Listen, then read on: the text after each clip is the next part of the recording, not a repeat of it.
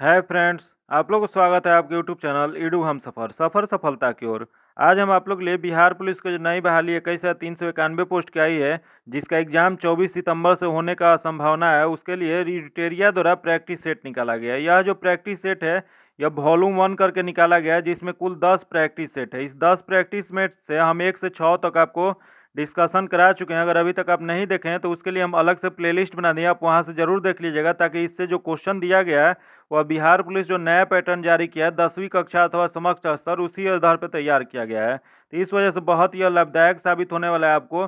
और एक रुकमणी प्रकाशन का वॉल्यूम 1 प्रैक्टिस सेट आया था, जिसमें कुल प्रैक्टिस संख्या 30 था। उसका भी हम डिस्कशन करा दिए हैं। अगर अभी तक आप नहीं देखे हैं तो उसको भी आप लोग जरूर देख लीजिएगा, उसके लिए भी अलग से हम प्लेलिस्ट बना दिए हैं। और एक किरण पब्लिकेशन का जो प्रैक्टिस सेट आया था, उसमें कुल 20 प्रैक्टिस सेट था, उसका भी हम डिस्कशन कराए हुए हैं। अगर अभी तक आप नहीं देखे हैं तो उसको आप लोग तीनों प्रैक्टिस सेट जो है बिहार पुलिस का जो नया पैटर्न है उसी पे तैयार किया गया है। तो एकदम इसको जरूर आप लोग देखिएगा, क्योंकि इससे क्वेश्चन हूबहू एग्जाम में पूछने की संभावना है। यह जो प्रैक्टिस सेट है, इसमें हिंदी, अंग्रेजी, विज्ञान, समान अध्ययन, गणित और तार्किक क्षमता सब दिया गया है। तो इस वजह से यह जो है फुल सिलेबस को कवर करके तैयार किया गया है। तो सबसे पहले इसमें हिंदी दिया गया है, उसके बाद अंग्रेजी दिया गया है, उसके बाद विज्ञान दिया गया है, उसके बाद समान अध्ययन दिया गया है, उसके बाद मैथ दिया गया है, उसके बाद रीजनिंग दिया गया है। तो इसके हम सबसे पहले हिंदी क्वेश्चन देखेंगे, उसके बाद इंग्लिश, उसके बाद जीके जीएस, इसको देख लेते हैं। आइए हम आज डिस्कशन करते हैं 7 नंबर का। अगर अभी तक आप चैनल को सब्सक्राइब नहीं किए हैं तो सब्सक्राइब कर लीजिएगा, ताकि जब भी वीडियो डालें तो आपको नोटिफिकेशन प्राप्त हो। वीडियो को लाइक कर दीजिएगा, दोस्तों के साथ शेयर कीजिएगा। आइए शुरुआत करते हैं सेट नंबर 7 का पहला क्वेश्चन। जो कि पहला क्वेश्चन दिया गया है, गोचर का विपरीतार्थक शब्द क्या हो जाएगा। बताना है आपको, गोचर जो शब्द है उसका अपोजिट क्या हो जाएगा। तो इसका अपोजिट जो हो जाएगा अगोचर हो जाएगा। इसका जो आंसर हो जाएगा ए नंबर हो जाएगा। यही गोचर शब्द जो हो जाएगा गम धातु से बना हुआ है, जिसका अर्थ होता है चलने वाला, याद रखिएगा। तो अगोचर मतलब क्या हो जाएगा, न चलने वाला। अगला देख लेते हैं, क्वेश्चन दिया गया है कि उदय का विलोम शब्द क्या हो जाएगा। बताना है कि उदय जो शब्द है उसका विलोम शब्द क्या हो जाएगा। तो उदय मतलब होता है उगना, तो यह इसका हो जाएगा अस्त। अस्त मतलब हो जाएगा डूबना हो जाएगा। इसका जो अर्थ हो जाएगा बी नंबर हो जाएगा। आगे देख लेते हैं, दिया गया कि मरकट का प्रवाची शब्द क्या हो जाएगा। बताना है आपको कि मरकट जो शब्द है उसका प्रवाची शब्द क्या हो जाएगा। तो मरकट जो कहा जाता है बंदर को कहा जाता है। इसका जो आंसर हो जाएगा डी नंबर हो जाएगा। अब यहाँ दिया गया पानी, पानी का प्रवाची क्या होता है। तो पानी का प्रवाची होता है जल होता है, या नीर होता है, या वारी, या तरंगिणी, या पावन जो होता है, पावन या जलधर, ये सब जी किसका है। तो ये पानी का है। उसके बाद पुत्र का प्रवाची यहाँ दिया गया पुत्र, पुत्र का प्रवाची जान लेते हैं। तो बेटा, लड़का, या बालक, या संतान, ये सब किसका होता है। तो पुत्र का प्रवाची होता है। तथा यहाँ दिया गया मित्र, मित्र का प्रवाची क्या होता है। तो सखा हो जाता है, या सहचर होता है, या साथी होता है, या दोस्त होता है। ये सब क्या होता है। तो मित्र का प्रवाची होता है। ये सब याद रखिएगा, क्योंकि प्रवाची शब्द होता है जो एग्जाम में पूछ देता है। अगला देख लेते हैं, माता पिता में समास कौन सा है। बताना आपको कि माता पिता जो दिया गया शब्द उसमें समास कौन सा है। तो माता पिता में जो समास हो जाएगा द्विंद समास हो जाएगा। इसका जो आंसर हो जाएगा सी नंबर हो जाएगा। यह क्या होता है। तो यह होता है समास का वह रूप जिसमें प्रथम और द्वितीय दोनों पद प्रधान होते हैं, उसे हम लोग द्विंद समास कहते हैं। जैसे माता पिता, इसमें दोनों प्रधान है, या इस वजह से यह क्या हो जाएगा, द्विंद समास हो जाएगा, समास हो जाएगा। अगला देख लेते हैं, जयशंकर प्रसाद की कामायनी किस प्रकार की काव्य है। बताना है कि जयशंकर प्रसाद द्वारा जो कामायनी पुस्तक लिखी गई है वह कैसी काव्य है। तो यह जो काव्य है महाकाव्य है। इसका जो आंसर जाएगा सी नंबर हो जाएगा।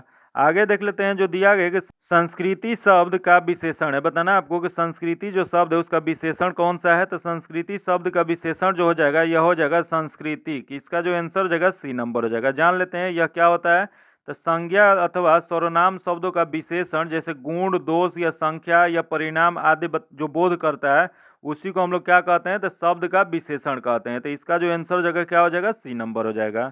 अगला देख लेते हैं, दिया गया गंगा स्तुति कविता के कवि कौन है। बताना आपको गंगा स्तुति जो कविता है उसके कवि कौन है, उसके रचना किसने किया है। तो यह जो किए हैं विद्यापति ने किए हैं। इसका जो आंसर हो जाएगा ए नंबर हो जाएगा।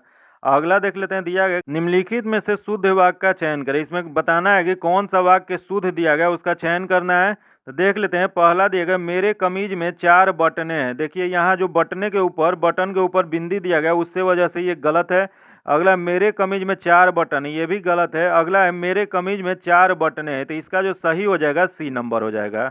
अगला देख लेते हैं, दिया गया जिसे जीता ना जा सके वाक्यांश के लिए एक शब्द क्या हो जाएगा। बताना आपको कि जिसे जीता ना जा सके उसे हम एक शब्द में किस किस नाम से जानते हैं। यह जो जानते हैं अजेय के नाम से जानते हैं। इसका जो आंसर हो जाएगा सी नंबर हो जाएगा। अगला क्वेश्चन देख लेते हैं। दिया गया कि अटका बनिया दे उधार मुहावरे का सही अर्थ क्या हो जाएगा, बताना है आपको। अटका बनिया दे उधार जो शब्द है या जो मुहावरा है, इसका मुहावरे का अर्थ क्या हो जाता है, तो इसका अर्थ होता है बेचारगी में कष्ट सहना। इसका जो आंसर हो जाएगा सी नंबर हो जाएगा। अगला देख लेते हैं जो कि दिया गया है choose the nearest meaning of the word. इसका नियरेस्ट मीनिंग बताना है, तो दिया गया है ऑब्लिगेटरी। ऑब्लिगेटरी का नियरेस्ट मीनिंग जो हो जाएगा यह हो जाएगा रिक्वायर्ड। इसका जो आंसर हो जाएगा सी नंबर हो जाएगा। जान लेते हैं कि ऑब्लिगेटरी मतलब होता क्या है, तो यह हो जाता है अनिवार्य होता है। फिर यहाँ दिया गया यूजफुल। यूजफुल क्या होता है, तो इसका अर्थ होता है उपयोगी। जबकि यहाँ दिया गया एग्रीएबल। एग्रीएबल क्या होता है, तो इसका अर्थ हो जाता है सहमत। तथा यहाँ रिक्वायर्ड होता है जो कि आवश्यक होता है, तथा क्लोज होता है उसका बंद करना होता है। तो इसका ऑब्लिगेटरी का क्या हो जाएगा, इसका रिक्वायर्ड हो जाएगा। इसका आंसर सी नंबर हो जाएगा। अगला देख लेते हैं जो कि चूज द ऑपोजिट मीनिंग। यहाँ उल्टा बताना है कि उल्टा क्या हो जाएगा, तो दिया गया एकॉर्ड। एकॉर्ड का उल्टा क्या हो जाएगा, तो एकॉर्ड मतलब होता है सहमति, तो इसका उल्टा हो जाएगा डिस्कॉर्ड हो जाएगा, जो कि इसका आंसर डी नंबर हो जाएगा। जो कि डिस्कार्ड मतलब होता क्या है, तो मतभेद होता है। फिर यहाँ दिया गया कैंडोर। कैंडोर क्या होता है, तो स्पष्टवादित होता है। जबकि यहाँ क्या होता है, तो कॉनकोक्ट होता है, जो कि इसका अर्थ गढ़ना होता है। तथा कॉनकोर्ड होता है, इसका अर्थ क्या होता है, कबूल होता है। याद रखिएगा इसका आंसर जो जगह डी नंबर होगा। अगला क्वेश्चन देख लेते हैं। दिया गया है कि filling the blanks with the suitable words दिया गया है, तो इसमें जो दिया गया है सेंटेंस दिया गया है he is to dash to be deceived, तो इसमें जो सही आंसर हो जाएगा यह हो जाएगा इंटेलिजेंट। इसका जो आंसर हो जाएगा डी नंबर हो जाएगा। जो कि यहाँ इंटेलिजेंट मतलब होता क्या है, तो इसका अर्थ होता है तेज होता है। उसके बाद यहाँ दिया गया स्ट्रांग। स्ट्रांग मतलब क्या हो जाता है, तो मजबूत होता है। जबकि वीक मतलब क्या होता है, तो कमजोर हो जाता है। और काइंड मतलब क्या होता है, तो दयालु हो जाता है। तो इसमें जो हो जाएगा सही हो जाएगा डी नंबर सही होगा। आगे देख लेते हैं जो कि दिया गया है choose appropriate suitable from the bold phrase. इसमें बोल्ड फ्रेज जो दिया गया है, बोल्ड करके जो फ्रेज दिया गया है उसका अर्थ बताना है। तो इसका जो सही आंसर हो जाएगा ए नंबर हो जाएगा। इसका पीडीएफ पाने के लिए आप मेरे टेलीग्राम चैनल से जुड़ के ले सकते हैं, जी जहां आपको टेलीग्राम का लिंक आपको मेरे डिस्क्रिप्शन में या कमेंट बॉक्स में मिल जाएगा, वहां से जुड़ सकते हैं। अगर लिंक से आप जुड़ नहीं पाते हैं तो डायरेक्ट आप सर्च कीजिए @edu हम सफर, उसके बाद टेलीग्राम ग्रुप आपको मिल जाएगा, वहां से उसमें जुड़ सकते हैं। आइए देखते हैं इसका अगला क्वेश्चन देख लेते हैं। दिया गया है filling the blanks with the suitable preposition. इसमें सुइटेबल प्रीपोजिशन भरना है। तो इसमें सही प्रीपोजिशन जो हो जाएगा फॉर हो जाएगा। याद रखिएगा इसका जो आंसर हो जाएगा बी नंबर हो जाएगा। अगला देख लेते हैं जो कि दिया गया है डायरेक्ट। यहाँ जो इसे पैसेज दिया गया है, पैसेज आप लोग पढ़ लीजिएगा, उसके बाद इसका हम डायरेक्ट आंसर बता दे रहे हैं। इसका पीडीएफ में आप लोग इसको बना लीजिएगा। 16 का आंसर जो हो जाएगा बी नंबर हो जाएगा। उसके बाद 17 नंबर क्वेश्चन देख लेते हैं जो कि 17 नंबर क्वेश्चन जो है इसका आंसर सी नंबर हो जाएगा। अगला क्वेश्चन देख लेते हैं जो कि 18 नंबर, जो कि दिया गया है choose the correct passive voice of the following sentence. यहाँ पैसिव वॉइस बताना है, तो दिया गया my mother is cooking food. इसका जो सही आंसर हो जाएगा या ए नंबर हो जाएगा। Food is being cooked bye my mother हो जाएगा। इसका आंसर जो जगह ए नंबर हो जाएगा। अगला क्वेश्चन देख लेते हैं। Filling the blanks with the suitable word. इसका सुइटेबल वर्ड बताना है, तो दिया गया he did not qualify dash the job. तो इसका जो सही आंसर हो जाएगा फॉर हो जाएगा। इसका आंसर ए हो जाएगा। अगला देख लेते हैं। दिया गया चूज द करेक्ट ऑप्शन। इसमें करेक्ट ऑप्शन भरना है।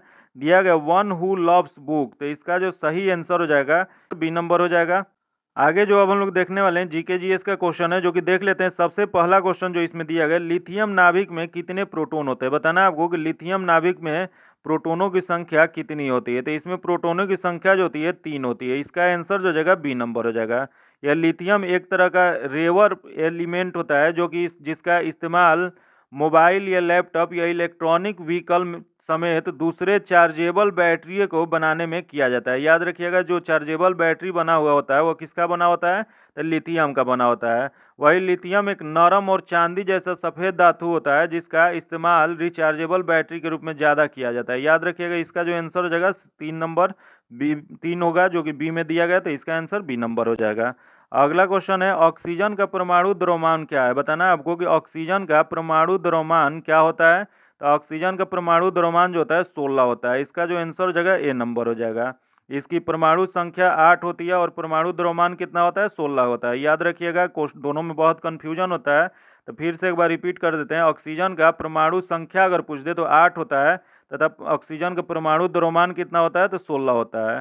तथा ऑक्सीजन कमरे के तापमान पर एक गैस है और इसका कोई रंग या गंध या स्वाद नहीं होता है। याद रखिएगा इसका जो आंसर हो जाएगा ए नंबर हो जाएगा। अगला क्वेश्चन देख लेते हैं। दिया गया कीटों का मनुष्यों, पर्यावरण और अन्य जीवों के साथ संबंधों का अध्ययन निम्नलिखित में से क्या कहलाता है? तो यह जो कहलाता है एंटोमोलॉजी कहलाता है। इसका जो आंसर हो जाएगा बी नंबर हो जाएगा।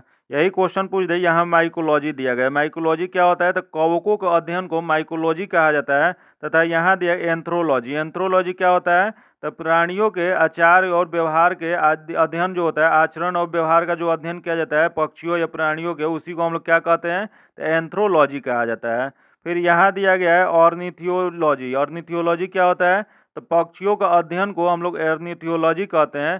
तथा एंटोमोलॉजी दे दे अगर, एंटोमोलॉजी क्या होता है? तो एंटोमोलॉजी दिया गया जो क्या होता है? तो कीट पतंगों के वैज्ञानिक अध्ययन जो होता है उसी को एंटोमोलॉजी कहा जाता है। याद रखिएगा, ये सब क्वेश्चन पूछ देता है एग्जाम में, इस वजह से बहुत इंपॉर्टेंट है। अगला देख लेते हैं, ध्वनि तरंगों की उत्पत्ति और संचरण के अध्ययन को क्या कहा जाता है? बताना है आपको कि ध्वनि तरंग जो होता है उसकी उत्पत्ति और संचरण जो होता है उसके अध्ययन जो किया जाता है उसे क्या, किस नाम से जाना जाता है? यह जो जाना जाता है अकाउंटिंग्स के नाम से जाना जाता है। इसका जो आंसर हो जाएगा सी नंबर हो जाएगा। यही यहाँ दिया गया फोटोनिक्स। फोटोनिक्स क्या होता है?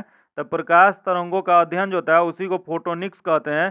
तथा यहाँ दिया गया एस्ट्रोफिजिक्स का किस क्या कहा जाता है? तो एस्ट्रोफिजिक्स जो होता है खगोलीय पिंडों की रचना तथा उसके भौतिक लक्षणों का अध्ययन जो किया जाता है उसी को एस्ट्रोफिजिक्स कहा जाता है। तथा यहाँ दिया गया ऑप्टिक्स। तो ऑप्टिक्स में क्या होता है कि प्रकाश का विस्तृत जो अध्ययन किया जाता है वो ऑप्टिक्स के तहत किया जाता है। याद रखिएगा, इसका आंसर क्या हो जाएगा? सी नंबर हो जाएगा। अगला देख लेते हैं क्वेश्चन, मच्छरों के द्वारा फैलने वाला रोग कौन कौन है? बताना है इसमें कौन कौन सा रोग है जो मच्छरों के द्वारा फैलता है। तो अगला पहला पॉइंट दिया गया कि टाइफाइड, क्षय रोग, हैजा, जो कि यह दूषित जल के द्वारा होता है। जबकि अगला दिया गया छोटी मात्रा, खसरा, पोलियो। तथा अगला दिया गया बेरी बेरी रिकेट्स पिलागरा, जो कि यह क्या होता है? तो यह जो रोग होता है विटामिन की कमी से होता है। तथा अगला दिया गया मलेरिया, डेंगू, चिकनगुनिया। यह जो होता है कैसे होता है? यह जो होता है मच्छर के काटने से होता है। तो इसका जो आंसर हो जाएगा इसमें डी नंबर आंसर हो जाएगा। अगला हम लोग देख लेते हैं जो कि दिया गया है, एक व्यक्ति के मसूड़े से खून निकलता है जिससे थकान महसूस होती है, यह रोग किसका लक्षण है? तो यह जो रोग है लक्षण है स्कर्वी का, जो कि किस विटामिन की कमी से होता है? तो यह जो होता है विटामिन सी के कमी से होता है। इसका जो आंसर हो जाएगा ए नंबर हो जाएगा। वही क्वेश्चन पूछ दे कि विटामिन सी का रासायनिक नाम क्या होता है? तो विटामिन सी का रासायनिक नाम होता है अस्कॉर्बिक एसिड होता है। फिर यहाँ दिया गया बेरी बेरी रोग। बेरी बेरी रोग किससे होता है?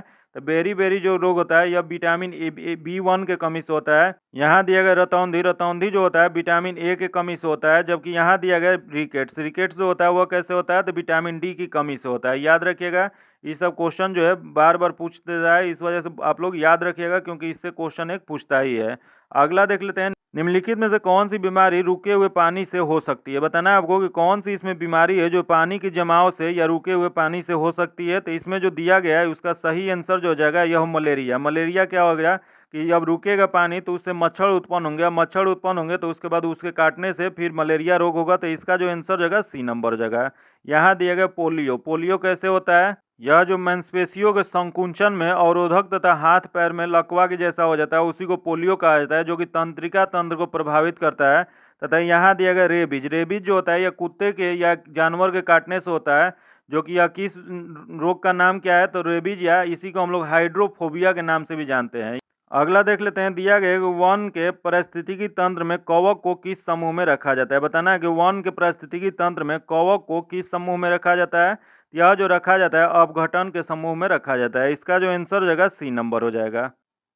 अगला क्वेश्चन देख लेते हैं, दिया गया कि सजीवों में श्वसन से संबंधित अंग है। बताना है आपको कि सजीव में श्वसन से संबंधित अंग कौन कौन से होते हैं। तो श्वसन के संबंधित जो अंग होता है इसमें से सही आंसर हो जाएगा गलफड़े, त्वचा और फेफड़े जो होता है श्वसन से संबंधित अंग है। इसका जो आंसर हो जाएगा बी नंबर हो जाएगा।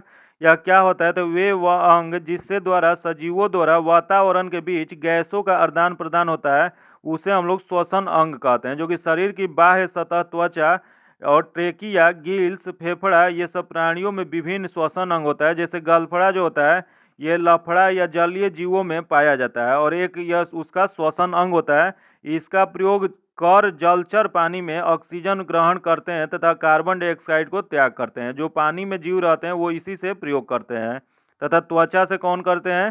तो शरीर का बाह्य आवरण होता है जिसे बाह्य त्वचा या एपिडर्मिस भी कहते हैं।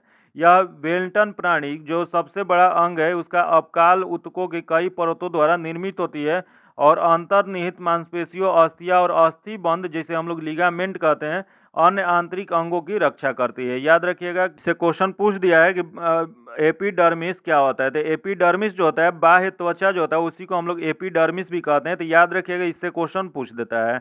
आगे देख लेते हैं, दिया गया कि वायुमंडल में ओजोन परत की क्षय होने का प्रमुख कारण निम्नलिखित में से कौन सा है।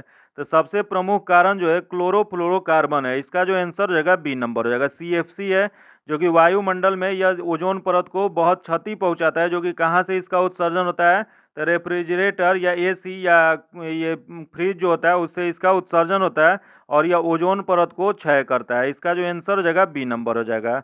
अगला देख लेते हैं, दिया गया निम्नलिखित में से किसमें कार्बन की प्रतिशत मात्रा सबसे कम होती है। बताना आपको कि सबसे कम कार्बन की प्रतिशत मात्रा है, इसमें सबसे कम किसमें होती है। यह जो होता है पिटवा लोहा जो है, इसमें सबसे कम होता है। इसका जो आंसर हो जाएगा डी नंबर हो जाएगा। यह पिटवा लोहा जो होता है, यह एक मिश्र धातु है जिसमें कार्बन की मात्रा लगभग 0.08% होता है। जो कि उसके बाद यहाँ दिएगा मृद इस्पात। मृद इस्पात क्या होता है, तो मृद इस्पात में निम्न कार्बन की मात्रा की उपस्थिति के कारण इसे आसानी से फोल्ड या वेल्ड किया जा सकता है। अगला दिया गया कि नर्म इस्पात। नर्म इस्पात क्या होता है, तो निम्न कार्बन वाले इस्पात लोहे और कार्बन की एक मिश्र धातु है जिसमें लगभग कार्बन सामग्री जो होता है 0.05 से 0.15% तक होता है। आगे देख लेते हैं, जो कि दिया गया डेसीबिल इकाई है। बताना है आपको डेसीबिल इकाई किसका होता है। तो डेसीबिल जो इकाई होती है वो ध्वनि की तीव्रता की होती है। इसका जो आंसर हो जाएगा बी नंबर हो जाएगा। याद रखिएगा, क्वेश्चन बहुत बार पूछा गया है कि ध्वनि की तीव्रता किससे नापी जाती है। तो यह जो नापी जाती है डेसिबल में नापी जाती है। तथा अगला दिया गया है यहाँ उष्मा की तीव्रता की। उष्मा की तीव्रता जो होता है वह जूल होता है, जबकि यहाँ दिया गया रेडियो तरंग की नापने के लिए क्या होता है, तो ये हर्ट्ज होता है। याद रखिएगा, ये सब क्वेश्चन पूछ देता है। अगला देख लेते हैं, सूरज की सतरंगी किरणों के एक कांच के प्रिज्म से गुजार कर अलग करने वाले सबसे पहले वैज्ञानिक कौन थे। तो इसको सबसे पहले वैज्ञानिक जो थे आइजक न्यूटन थे। इसका जो आंसर हो जाएगा बी नंबर हो जाएगा। यही क्वेश्चन दिया गया, थॉमस अल्वा एडिसन क्या किए थे। तो थॉमस अल्वा एडिसन जो थे, इन्होंने इलेक्ट्रॉनिक लाइट बल्ब का आविष्कार किए थे। तथा यहाँ दिए गए मार्क अर्नेस्ट रेदरफोर्ड, इन्होंने क्या किया था, तो इन्होंने परमाणु भौतिकी के जनक कहा जाता है। आगे देख लेते हैं, जो कि दिया गया खाद्य प्रशिक्षण में प्रयुक्त होने वाले अम्ल का नाम क्या है। तो इसका खाद्य प्रशिक्षण में जो प्रयुक्त वाला एसिड है उसे हम लोग कहते हैं बेंजोइक अम्ल कहते हैं। इसका जो आंसर हो जाएगा बी नंबर हो जाएगा। यही यहाँ दिया गया टर्टेरिक अम्ल। टर्टेरिक अम्ल क्या होता है, यह जो होता है इसका उपयोग हम लोग अंगूर और चने के स्वाद वाले पेय या इस सब के रूप में हम लोग करते हैं। तो आगे देख लेते हैं, अगला क्वेश्चन दिया गया साधारणतः खाने में प्रयुक्त होने वाले नमक सोडियम क्लोराइड होता है, जो कि बेकिंग सोडा क्या होता है। तो यह जो होता है यह सोडियम बाइकार्बोनेट होता है। इसका जो आंसर हो जाएगा ए नंबर हो जाएगा। सोडियम बाइकार्बोनेट जो होता है, इसी को और किस नाम से हम लोग जानते हैं, तो इसे हम लोग सोडियम बाइकार्बोनेट भी कहते हैं। जिसका इसका क्या होता है फार्मूला, तो इसका फार्मूला बहुत बार पूछा गया है। इसका फार्मूला होता है NaHCO3 होता है। याद रखिएगा। अगला देख लेते हैं, नींबू के रस में पीएच का अनुमान कितना होता है। बताना आपको कि नींबू के रस में पीएच का अनुमान कितना होता है। यह जो होता है 7 से कम होता है। इसका जो आंसर हो जाएगा ए नंबर हो जाएगा। अगला देख लेते हैं, भारतीय संविधान के निम्नलिखित अनुच्छेदों में से कौन सा समान नागरिक संहिता से संबंधित है। बताना आपको कि भारतीय संविधान के निम्नलिखित अनुच्छेदों में से समान नागरिक संहिता से संबंधित कौन सा है। यह जो संबंधित जो हो जाएगा अनुच्छेद 44 हो जाएगा। इसका जो आंसर हो जाएगा डी नंबर हो जाएगा। अगला क्वेश्चन देख लेते हैं, दिया गया हड़प्पा सभ्यता के निम्नलिखित में से किस में जल संरक्षण के साक्ष्य मिला है। बताना आपको कि हड़प्पा सभ्यता में जो जल संरक्षण का साक्ष्य मिला है वो कहाँ से मिला है। तो यह जो मिला है धौलावीरा से मिला है। इसका जो आंसर हो जाएगा डी नंबर हो जाएगा। ये धौलावीरा कहाँ स्थित है, तो यह जो है गुजरात के कच्छ जिले में स्थित है। जो कि यहाँ से हड़प्पा कालीन जो अवशेष मिले हैं, जो कि वहाँ जल संरक्षण का अवशेष मिला है, जो कि यह जो है 2021 में यूनेस्को को विश्व धरोहर सूची में शामिल किया गया। इस वजह से यह क्वेश्चन जो है बहुत इंपॉर्टेंट हो जाता है, क्योंकि ये करंट में भी क्वेश्चन पूछ सकता है। आगे देख लेते हैं, दिया गया कि लोक लेखा समिति के सदस्य निम्नलिखित होते हैं, सही उत्तर दीजिए। इसमें सही उत्तर बताना है।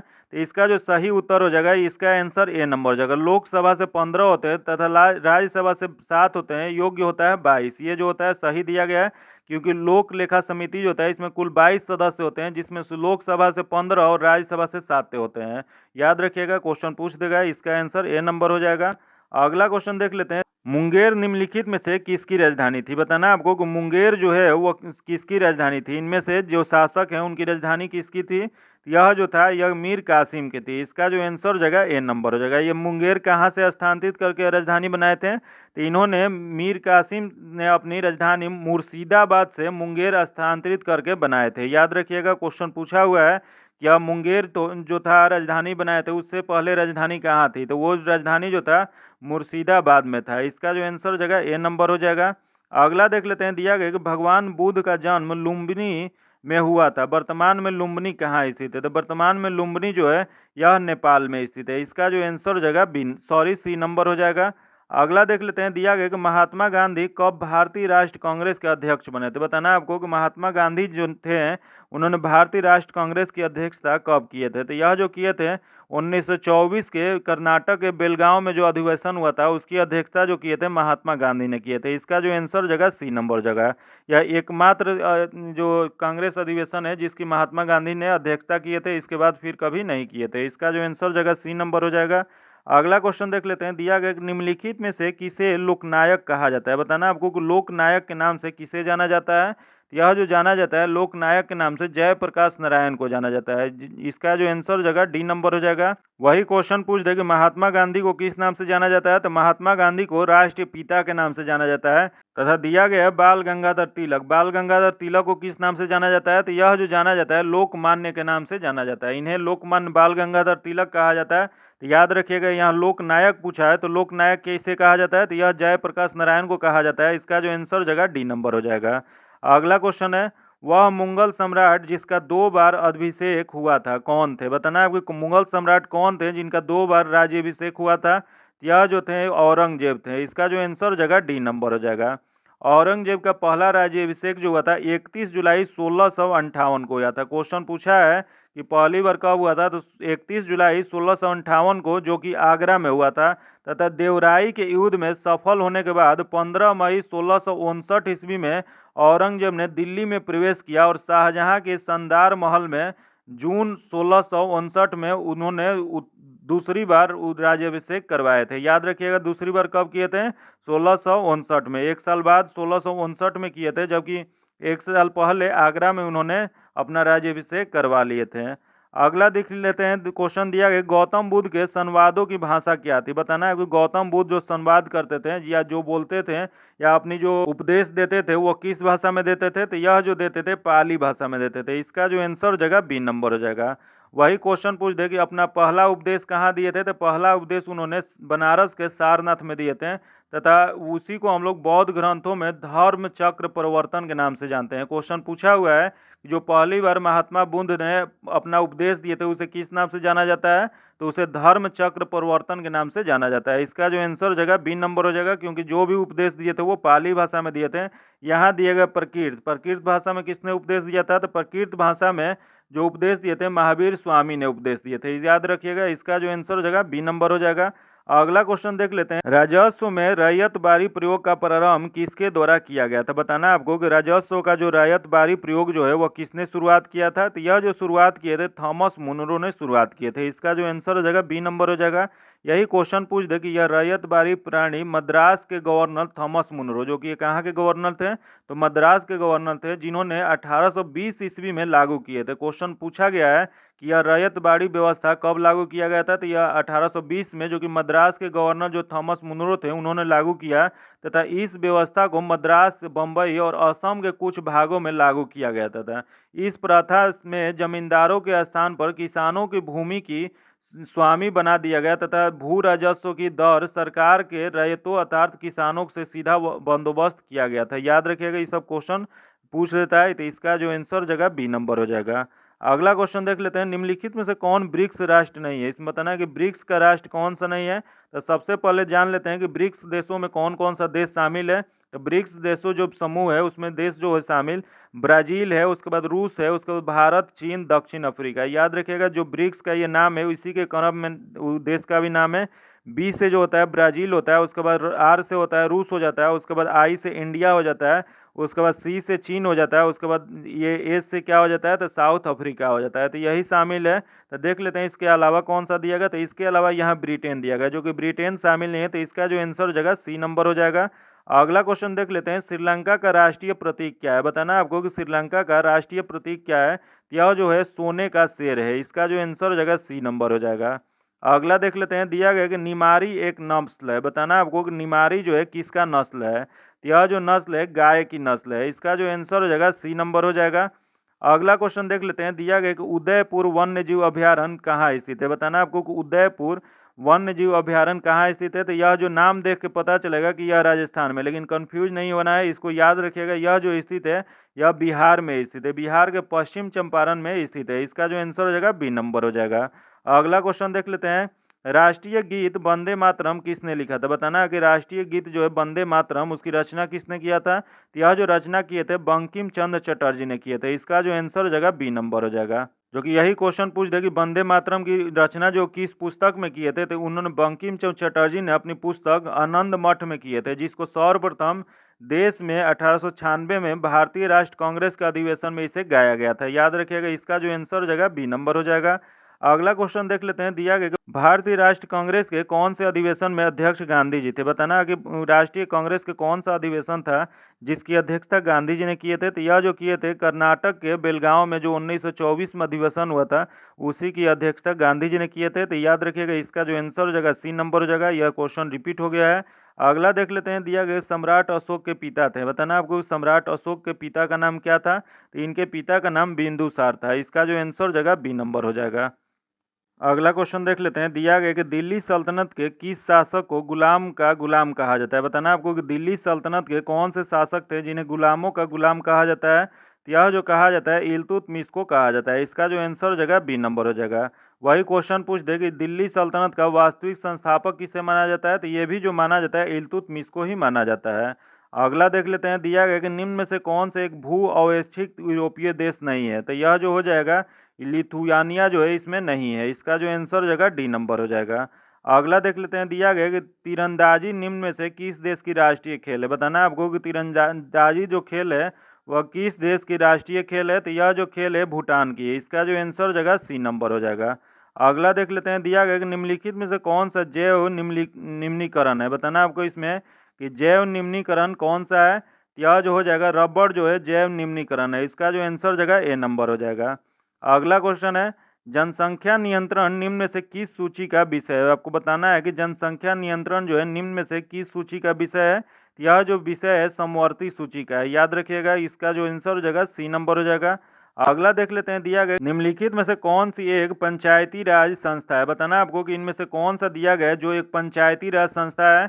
इसमें जो दिया गया है यह जिला पंचायत जो है ये पंचायती राज संस्था है। इसका जो आंसर हो जाएगा सी नंबर हो जाएगा। इसी पंचायती राज को हम लोग ग्रामीण स्थानीय सरकार के रूप में भी जानते हैं, जो कि इसकी व्यवस्था जो है 3 स्तरों में किया गया है। जो कि सबसे निचला जो है उसे ग्राम कहा जाता है, फिर उसके जो ऊपर वाले होते हैं उसका पंचायत कहा जाता है, उससे जो ऊपर होता है उसका जिला परिषद कहा जाता है।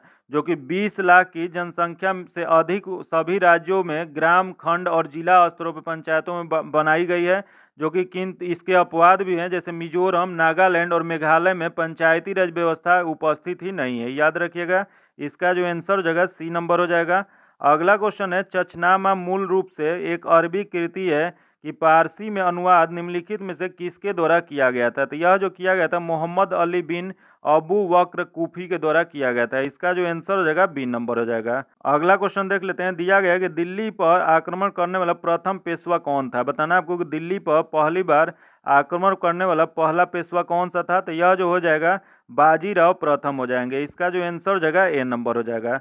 दिल्ली पर आक्रमण करने वाला प्रथम पेशवा जो बाजीराव प्रथम थे, यह कब आक्रमण किए थे। तो ये 29 मार्च 1737 ईस्वी में दिल्ली पर आक्रमण किए, तथा उस समय दिल्ली का शासक जो थे मुगल बादशाह मोहम्मद शाह थे, जो कि उसने शाहू ने अपनी प्रधानमंत्री बनाए थे। याद रखिएगा। अगला क्वेश्चन देख लेते हैं, राष्ट्रीय महिला आयोग के प्रथम अध्यक्ष कौन थी। तो राष्ट्रीय महिला आयोग की पहला अध्यक्ष जो बनी थी यह थी श्रीमती जयंती पटनायक थी। इसका जो आंसर हो जाएगा वो क्या हो जाएगा, तो बी नंबर हो जाएगा। यहाँ दिया गया नीरजा मिश्रा। नीरजा मिश्रा क्या थी, तो यह अशोक चक्र पाने वाली प्रथम महिला थी। आगे देख लेते हैं, जो कि सूची 1 सूची 2 को सुमिलित मिलान करना है।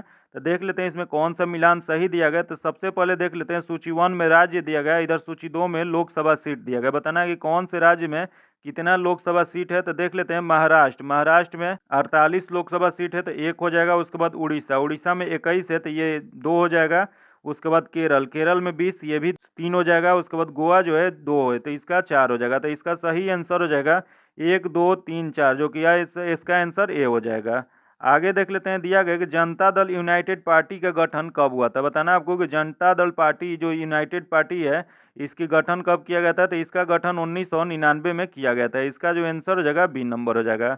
1999 में जनता दल में विभाजन होकर शरद यादव के नेतृत्व में जनता दल यूनाइटेड का गठन हुआ। इसका मुख्य उद्देश्य समाजवाद की स्थापना और सामाजिक समस्या से वृद्धि करना था। अगला क्वेश्चन देख लेते हैं, जो कि दिया गया कि बिहार में संपूर्ण क्रांति का नेतृत्व निम्नलिखित में से किसने किया था। तो बिहार में संपूर्ण क्रांति का नेतृत्व जो किए थे, यह किए थे जयप्रकाश नारायण ने किए थे। इसका जो आंसर हो जाएगा डी नंबर हो जाएगा। अगला क्वेश्चन देख लेते हैं, दिया गया कि निम्न संस्थाओं में से असहयोग आंदोलन 1920 से 22 के दौरान स्थगित की गई थी। तो इसमें से कौन सी स्थगित की गई थी। पहला दिया गया काशी विद्यापीठ, जो कि स्थगित की गई थी। अगला गुजरात विद्यापीठ, ये भी किया गया था। अगला जामिया मिलिया, ये भी किया गया था। अगला काशी हिंदू विश्वविद्यालय, जो कि नहीं किया गया था। तो इसका जो हो जाएगा 1 2 3 सही है। तो इसका जो आंसर हो जाएगा सी नंबर हो जाएगा। यही क्वेश्चन पूछ देगी काशी विद्यापीठ की स्थापना कब किया गया था। तो इसकी स्थापना बनारस में 1921 में किया गया था। जबकि यहाँ दिया गया गुजरात विद्यापीठ, गुजरात विद्यापीठ का कब किया गया था। तो यह अहमदाबाद में 1920 में किया गया था। फिर अगला है जामिया मिलिया, जामिया मिलिया की स्थापना कब किया गया था। यह जो किया गया था 1920 में अलीगढ़ में किया गया था, जो कि बाद में दिल्ली ले जाया गया और वहाँ स्थापित किया गया। फिर अगला है जो ये काशी हिंदू विश्वविद्यालय, इसकी स्थापना कब किया गया था। तो 1916 में मदन मोहन मालवीय द्वारा किया गया था बनारस में। याद रखिएगा, इसका जो आंसर हो जाएगा वो 3 नंबर हो जाएगा, जो कि 1 2 3 स्थगित किया गया था और काशी हिंदू विश्वविद्यालय स्थगित नहीं किया गया था। अगला क्वेश्चन देख लेते हैं, दिया गया निम्नलिखित में से किसने वर्नाकुलर प्रेस एक्ट का प्रवर्तन किया था। तो यह जो किए थे लॉर्ड लिटन ने किए थे। इसका जो आंसर हो जाएगा ए नंबर हो जाएगा। अगला क्वेश्चन देख लेते हैं, दिया गया कि हंटर कमीशन का रिपोर्ट में विकास पर विशेष जोर दिया गया था। तो यह जो बल दिया गया था प्राथमिक शिक्षा को बल दिया गया था। इसका जो आंसर हो जाएगा सी नंबर हो जाएगा। यही क्वेश्चन पूछ दे कि हंटर कमीशन कब बना था। तो यह कमीशन जो बना था 1882 में बना था। अगला देख लेते हैं, दिया गया कि सिंधु नदी अरब सागर में गिरती है, इसका उद्गम स्थल कहाँ है। बताना है आपको कि सिंधु नदी जो अरब सागर में गिर जाती है, जिसका उद्गम स्थल कहाँ स्थित है। तो इसका उद्गम स्थल बताना है, जो कि यह उद्गम स्थल कहाँ है। तो कैलाश हिमानी है। इसका जो आंसर हो जाएगा सी नंबर हो जाएगा। यह कैलाश हिमानी जो है, यह इसकी कहाँ ये पड़ता है। तो यह जो पड़ता है वह चीन के क्षेत्र में, तिब्बत वाले क्षेत्र में पड़ता है। तथा इसकी लंबाई कितना है। तो इसकी लंबाई जो है 3610 किलोमीटर है। याद रखिएगा किसका कितना है, 3610 किलोमीटर है। तथा कैलाश हिमानी में यह नदी तिब्बत और कश्मीर के बीच बहती है। याद रखिएगा, कैलाश हिमानी में क्वेश्चन पूछ देगा किसके किसके बीच बहती है। यह जो बहती है तिब्बत और कश्मीर के बीच में बहती है। तथा यह नदी जो है लेह में भारत में प्रवेश करती है। तथा इसकी सहायक नदी कौन कौन सी है। तो इसकी सहायक नदी जो है सतलज है, ब्यास है, रावी, चिनाब और झेलम, 5 नदियों से मिलके उसके बाद ये पांचों नदी इकट्ठा हो गए जाके सिंधु नदी में गिर जाती है। याद रखिएगा, इसका जो आंसर हो जाएगा सी नंबर हो जाएगा, क्योंकि यह कहाँ से उद्गम होती है। यह जो उद्गम होती है कैलाश हिमानी से उद्गम होती है। अगला देख लेते हैं, जो कि दिया गया कि मिस्र की नील नदी विश्व का सबसे क्या है। तो विश्व की सबसे लंबी नदी है। इसका जो आंसर हो जाएगा बी नंबर हो जाएगा, जो कि यह इसका कहाँ बहती है। तो यह जो होता है नॉर्थ ईस्ट अफ्रीका में बहती है, जो कि इसकी लंबाई कितना है। तो लंबाई जो है 6650 किलोमीटर है। याद रखिएगा। अगला देख लेते हैं, दिया गया कि 28 फरवरी 2023 को विज्ञान दिवस मनाया गया है, उसका थीम क्या था। तो यह जो मनाया गया था उसका थीम था वैश्विक कल्याण के लिए विज्ञान की भूमिका। इसका जो आंसर हो जाएगा डी नंबर हो जाएगा। अगला क्वेश्चन देख लेते हैं, दिया गया कि फीफा फुटबॉल अवार्ड्स 2022 में किस खिलाड़ी ने सर्वश्रेष्ठ पुरुष फुटबॉलर का पुरस्कार जीते हैं। यह जो जीते हैं लियोनेस मेसी ने जीते हैं। इसका जो आंसर हो जाएगा सी नंबर हो जाएगा। याद रखिएगा। अगला क्वेश्चन देख लेते हैं, दिया गया कि प्रधानमंत्री नरेंद्र मोदी ने किस राज्य में शिवमोगा हवाई अड्डे का उद्घाटन किए हैं। तो यह जो उद्घाटन किए हैं कर्नाटक में किए हैं। इसका जो आंसर हो जाएगा बी नंबर हो जाएगा। आगे देख लेते हैं, दिया गया कि हाल ही में वर्ष 2023 में मार्कोनी पुरस्कार से किसे सम्मानित किया गया है। तो यह जो सम्मानित किया गया हरि बाल कृष्णन को सम्मानित किया गया। इसका जो आंसर हो जाएगा ए नंबर हो जाएगा। अगला क्वेश्चन है, क्रिकेट के T20 प्रारूप में सबसे अधिक विकेट लेने वाले गेंदबाज हाल ही में कौन बन गए हैं। तो यह जो सबसे अधिक विकेट लेने वाले गेंदबाज बन गए हैं वह है साकिब अल हसन है। इसका जो आंसर हो जाएगा डी नंबर हो जाएगा। अगला क्वेश्चन देख लेते हैं। दिया गया कि भारतीय सेना में पहली मध्यम दूरी की सतह से हवा में मार करने वाली मिसाइल एमआरएसएम रेजिमेंट को खड़ा किया गया। इसे रेजिमेंट का प्रदान किया गया। एमआरएसएम को क्या नाम है? तो इसका जो नाम है यह हो जाएगा अभ्र हो जाएगा। इसका जो आंसर हो जाएगा डी नंबर हो जाएगा। अगला क्वेश्चन देख लेते हैं। दिया गया कि किस शहर ने एशिया के सबसे बड़े life sciences and health care convention bio Asia के 20वें संस्करण का मेजबानी किया है? तो यह जो मेजबानी किया है हैदराबाद ने किया है। इसका जो आंसर हो जाएगा सी नंबर हो जाएगा। अगला क्वेश्चन देख लेते हैं जो कि दिया गया एक्सरसाइज डेजर्ट फ्लैग 8 अभ्यास में भाग लेने के लिए भारतीय वायुसेना की टुकड़ी किस देश पहुंची है? तो यह जो पहुंची है यूएई पहुंची है। इसका जो आंसर हो जाएगा बी नंबर हो जाएगा। अगला क्वेश्चन देख लेते हैं। दिया गया कि किस फिल्म ने छठे Hollywood crystal association film awards में सर्वश्रेष्ठ अंतर्राष्ट्रीय फिल्म का पुरस्कार जीता है? तो यह जो पुरस्कार जीता है आरआरआर ने जीता है। इसका जो आंसर हो जाएगा डी नंबर हो जाएगा। अगला क्वेश्चन है 7 वर्षीय प्रिंस जिम में नमग्याल वांगचुक किस देश के पहली डिजिटल नागरिक बने हैं? तो यह जो डिजिटल नागरिक बने हैं भूटान के बने हैं। इसका जो आंसर हो जाएगा ए नंबर हो जाएगा। अगला क्वेश्चन है किस राज्य में भारत उज्बेकिस्तान द्विवार्षिक सैन्य अभ्यास डक्सलिक 2023 का आयोजन किया गया है? तो यह जो आयोजन किया गया उत्तराखंड में किया गया है। इसका जो आंसर हो जाएगा डी नंबर हो जाएगा। अगला क्वेश्चन है अंतर्राष्ट्रीय क्रिकेट में सबसे तेज 25,000 रन बनाने वाले दुनिया के पहले बल्लेबाज कौन बन गए? तो यह दुनिया के पहले बल्लेबाज जो बन गए विराट कोहली बन गए। इसका जो आंसर हो जाएगा ए नंबर हो जाएगा। अगला क्वेश्चन देख लेते हैं जो कि मैथ्स का क्वेश्चन है। इसका आंसर जो है हम अपने पीडीएफ में आपको दे देंगे। पीडीएफ पाने के लिए आप मेरे टेलीग्राम चैनल या व्हाट्सएप ग्रुप से जुड़ के ले सकते हैं। टेलीग्राम से जुड़ने का फायदा ये है कि उसमें आपको पुराना भी पीडीएफ मिल जाएगा। जुड़ने के लिए आपको लिंक जो है आपको डिस्क्रिप्शन में या कमेंट बॉक्स में मिल जाएगा। अगर आप लिंक से नहीं जुड़ पाते हैं तो डायरेक्ट आप टेलीग्राम पे जाकर सर्च कीजिए @edu हमसफर। उसके बाद मेरा चैनल आपको दिख जाएगा, उससे आप जुड़ जाइए। तो अगर अभी तक वीडियो को मेरे लाइक नहीं किए हैं तो लाइक कर दीजिएगा, दोस्तों के साथ शेयर कीजिएगा। अगर चैनल को अभी तक सब्सक्राइब नहीं किए हैं तो सब्सक्राइब कर लीजिएगा। बगल में बेल आइकन है जिसको जरूर दबा लीजिएगा ताकि जब भी वीडियो डालें तो आपको नोटिफिकेशन प्राप्त हो। और आज इतना ही रखते हैं, फिर मिलते हैं आपसे अगले वीडियो में। तब तक के लिए धन्यवाद। जय हिंद।